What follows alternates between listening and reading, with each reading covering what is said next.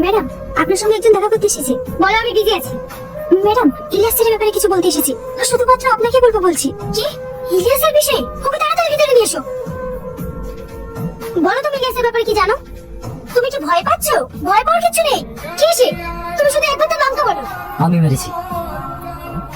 বল, কেন মেরেছিস? কেন মেরেছিস বল। আজ তোকে মেরে দিই। শামাত, তাড়াতাড়ি এই গাড়িটা লোড কর, তারপর আরেকটা জায়গায় মাল পাঠাতে হবে। ঠিক আছে মালিক।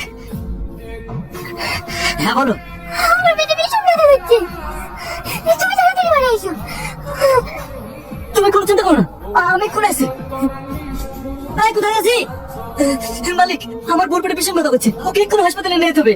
আরে মেয়েদের পেটে কাটতে ব্যথা হয়, যা তাড়াতাড়ি গাড়িটা লোড দে। না না মালিক, আমাকে বাড়ি যেতেই হবে, আমার পর বাচ্চা হবে।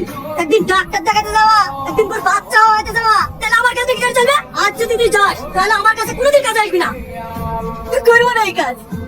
আপনি বুঝতে পারছেন আমার বউ বাড়িতে ছটফট করছে। সিস্টার, আমার স্ত্রী কেমন আছে?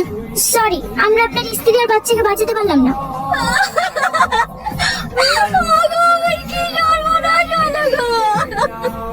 এই দেখো, আজ মাছ পেলাম না, সবজিটা নিয়ে আসলাম। তুমি কি করছো? আমাদের বাচ্চা হলে এগুলো লাগবে না। তোমার আবার কষ্ট করে এসব করার কি দরকার? আমাকে বললেই তো আমি বাজার থেকে কিনে এনে দিতাম। তাই বললে হয়? আমার কোনো ইচ্ছে নাই। আমি নিজের হাতে বানিয়ে আমার ছেলে মেয়েকে ঘুম পাড়াবো। কি ব্যাপার আপনি? আপনাকে একটা ভীষণ জরুরি কথা বলার আছে। কি কথা বলুন? সেদিন আপনার স্ত্রী আর সন্তান এমনি এমনি মারা যায়নি, ওদেরকে মেরে ফেলা হয়েছে।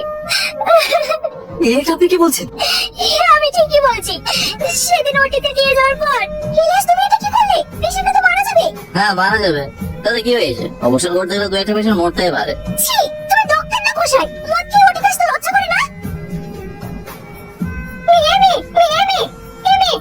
কথা বলো, তোমার বউ বাচ্চা আমার চোখের সামনে ছটফট করতে করতে মারা গেল, আর আমি কিচ্ছু করতে পারিনি। সেদিন আমি ওর মায়ের তোমাকে কিচ্ছু বলতে পারিনি। আমি আর এই বাবার বোঝা বইতে পারছিলাম না, তাই তোমাকে সব সত্যি কথা বলে দিলাম। ওকে তো আমি বিয়ে বাড়িতে শেষ করে দিতাম, তারপর ভাবলাম না, ওকে অত সহজে মারা যাবে না। ওকে আমি সহজে মারিনি ম্যাডাম।